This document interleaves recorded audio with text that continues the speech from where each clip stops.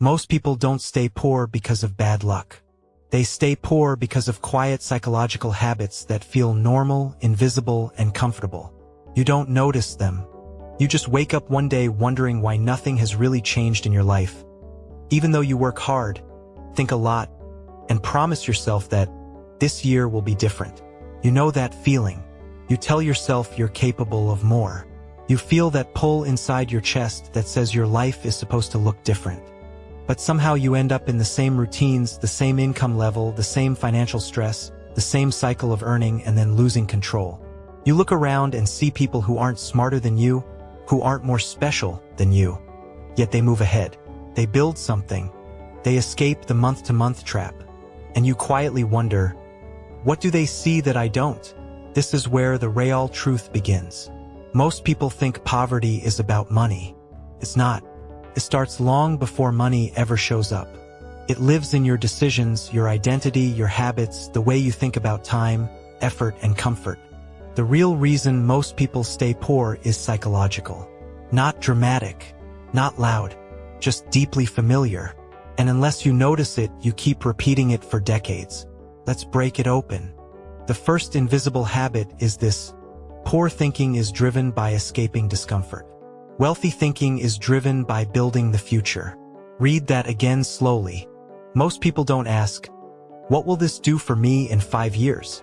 They ask, what makes me feel better right now? And this one shift silently shapes entire lives. It's the difference between scrolling instead of reading, eating for comfort instead of health, buying to feel good instead of investing to grow, doing tomorrow instead of doing now. Not because you're lazy, but because your brain is wired to avoid discomfort. Stress, boredom, effort, uncertainty. Your mind runs from them. Your future wealth lives inside the things you're avoiding. Here's where most people get it wrong. They think rich people are obsessed with money, but that's usually not true.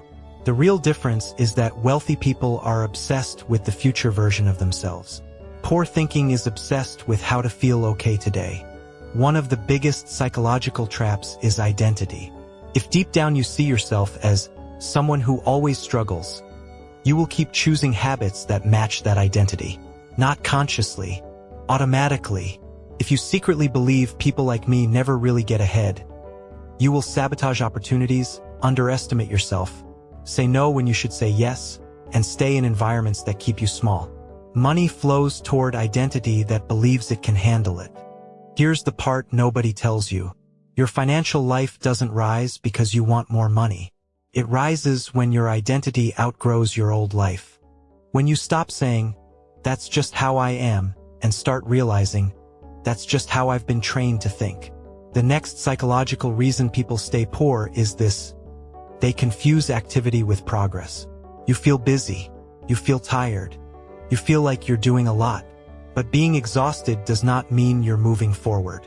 You can work all day and still be running in circles if the work only keeps life afloat but never builds anything new. Think about this. There's a mindset that says, as long as I'm working, I'm doing enough.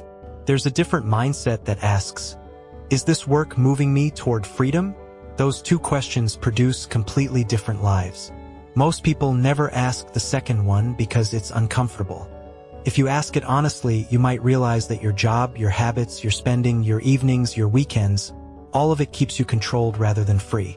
And once you see that, you can't unsee it. Another psychological trap is the relationship with time. Poor thinking treats time as something to kill. Wealthy thinking treats time as something to invest. Hours are spent rather than used. Evenings disappear without intention. Years feel like a blur of maybe later. Then one day you notice that later became your life. Here's where most people get stuck. The cost of changing feels bigger than the cost of staying the same. Even if staying the same is slowly destroying your potential. Your brain prefers familiar pain to unfamiliar growth. So you stay in jobs that drain you. You stay in habits that numb you. You stay in environments that limit you. You stay in comfort that quietly costs your future. Not because you don't want success, but because change threatens your identity. You're used to seeing yourself a certain way. Growth forces you to become someone else. That's uncomfortable. So your mind defends the old version of you. Another powerful psychological reason people stay poor is their relationship with failure. Most people treat failure as proof that they are not capable. So they avoid it. They stay where they can't lose, which also happens to be the same place they can't win. People who build wealth don't enjoy failure. They hate it like anyone else. But they see it as feedback, not identity. They fail, adjust, fail again, adjust again. Quietly, repeatedly, without making it dramatic. Here's the part that changes everything if you understand it. Your financial results are a delayed reflection of how you think. Not last week, not last month, but how you've thought for years. Your self-control around spending. Your courage to start something new. Your willingness to learn skills. Your patience with slow growth. Your ability to sit with discomfort. Your identity about what you deserve. All of it compounds. You don't see the psychological cost day by day. You only see it in outcomes.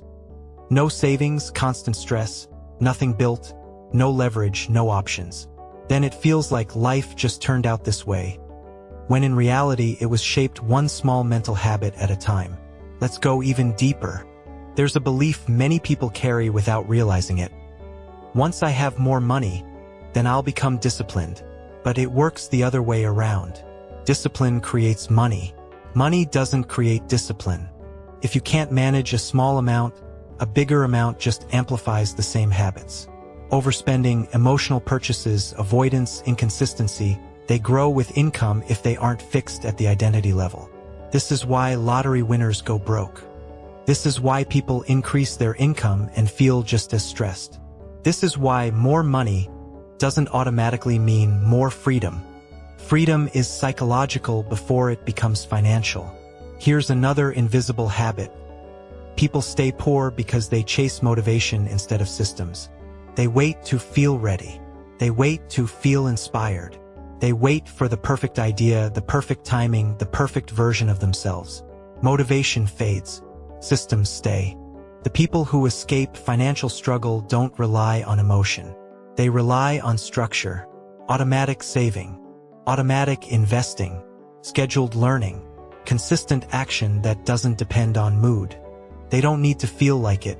They just do it. There's something else that keeps people stuck. Environment. You can have all the ambition in the world, but if you're surrounded by people who normalize complaining, blaming, avoiding responsibility, and living only for weekends, that energy becomes your default.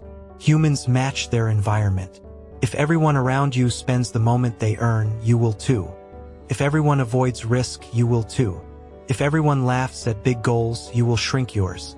We don't rise to ambition. We fall to the level of our environment. Here's the quiet truth most people never want to admit. Staying poor mentally and financially is often easier in the short term.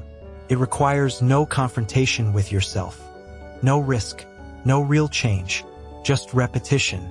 Growth demands something different from you. It asks you to question your beliefs, to tolerate discomfort, to be bad at something before you become good at it, to walk into uncertainty without guarantees. Your brain hates that, but your future depends on it. Now pause for a moment and look at your life honestly. Where do you choose comfort over growth? Where do you confuse movement with progress? Where do you treat time like something to waste rather than invest? Where do you protect your old identity instead of building a new one? The answers to those questions are the psychology of wealth or poverty. Most people never ask them. They blame luck instead. It's easier to say some people just get lucky than to face the parts of yourself that need to evolve. But here's the good news, and it's real, not hype. Psychology can be changed. Identity can be rewritten. Habits can be rebuilt. Environment can be upgraded. Beliefs can be replaced. You are not stuck because of who you are. You're stuck because of how long you've practiced being the current version of you. And practice can be changed. Wealth doesn't start when you make more money. It starts the moment you stop negotiating with your comfort and start acting like the kind of person your future needs you to be. Someone who invests time instead of killing it. Someone who learns instead of escaping. someone who chooses systems over moods, someone who is willing to outgrow their old identity. That shift is invisible to everyone else at first. Nothing dramatic happens. There's no big cinematic moment, just small, boring, consistent choices that slowly transform your life. Then one day, people call you lucky, but you'll know the truth. It wasn't luck. It was psychology. And the moment you began to think differently was the moment everything quietly started to change.